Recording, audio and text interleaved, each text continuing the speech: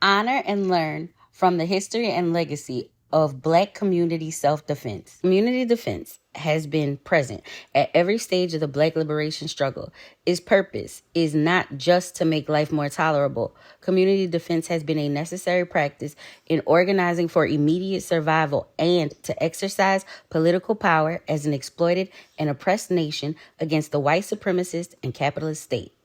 Whether we were struggling against chattel enslavement, Jim Crow, or today's unnecessary suffering and premature death, the consistent enemy has always been the racist capitalist state. It has perpetuated some of the most heinous crimes against humanity onto Black people. The racist capitalist state cannot be reformed. It must be abolished and replaced with a social, political, and economic system rooted in dismantling all forms of exploitation and oppression. Socialism is that economic model.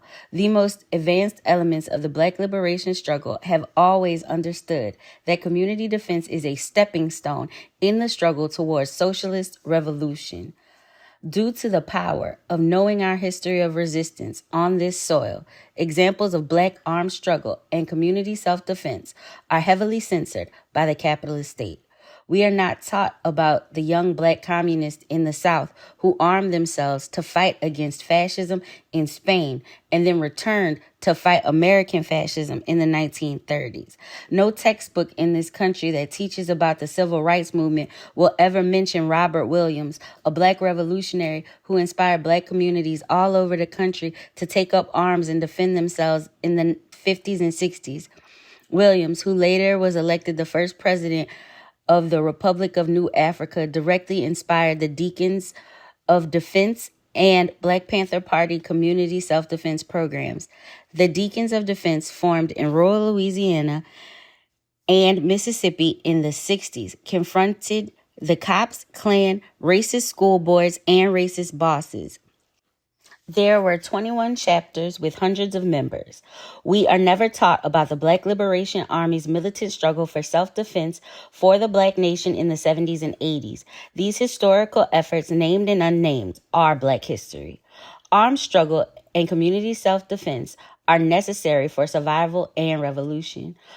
Over time, we have specifically seen the practice of community defense expand beyond immediate protection into organizing communities to meet needs according to needs.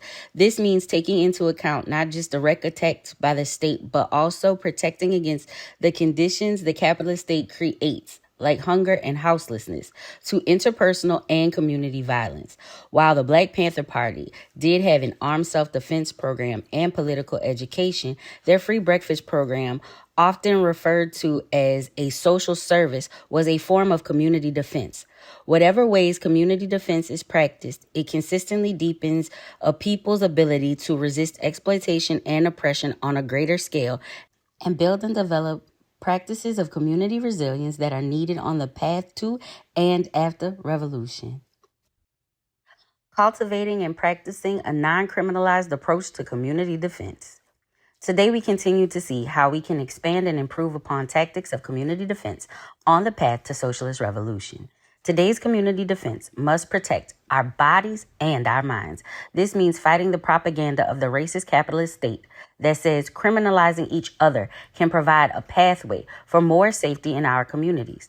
Mass incarceration, surveillance, policing, and fascism have become so normalized in our communities that it's hard to imagine what safety looks like that doesn't involve punishing, isolating, and policing each other. For example, if tomorrow morning we all collectively agreed to stop calling the cops, what is our plan when harm goes down? Not from the cops, but from within community. Our community defense plans must give our people the tools and training to resolve issues of concern within our communities that don't involve calling the cops or becoming the cops ourselves. One of the goals of community defense on the path to liberation is to disrupt, not perpetuate systems of oppression in our lives. If we don't work together to address safety and care in ways that don't replicate the state, we will leave space for the police and other state bodies to creep back into our communities. We all have to undergo a process together to learn transformative ways of caring for each other's needs and disrupting and preventing harm in real time. We have all been affected by community and or interpersonal violence at one point or another. Behavior that causes harm must be disrupted, and there must be processes among each other to establish accountability and prevention in the future. This may seem overwhelming at first, but so often the first step to establishing non-criminalized community defense starts with just talking to each other and getting to know what is impacting us over time. As we enter an era of open and intensified fascist attacks by the capitalist state, non-criminalized community defense is needed more than ever. Fascism uses criminalization to frighten us into compliance instead of resistance. It also creates the illusion that if my community is not directly impacted, fascism will leave us alone as long as we look the other way when it comes for other communities. Any compliance with criminalization only strengthens the capitalist state's ability to hurt all of us, even if it isn't immediately evident. While fascism likes to create the illusion that only certain people are under threat, fascism's goal is to take away the rights and hurt the quality of life of the entire working class, black, white, and everyone in between.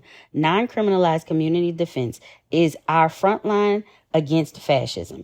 It challenges us to build bridges where the state seeks to divide us. It also challenges us to create new practices that rely on our collective skills and ability to problem solve, which we absolutely have the power to do. Our current conditions of unnecessary suffering and premature death are not the laws of nature.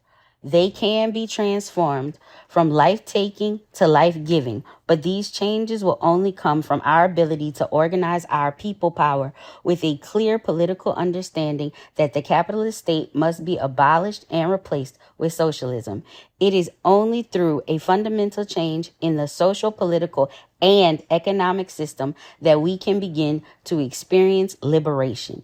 Non-criminalized community defense is an entryway to start transforming our conditions and building political power right now. This process must be built over time within our communities.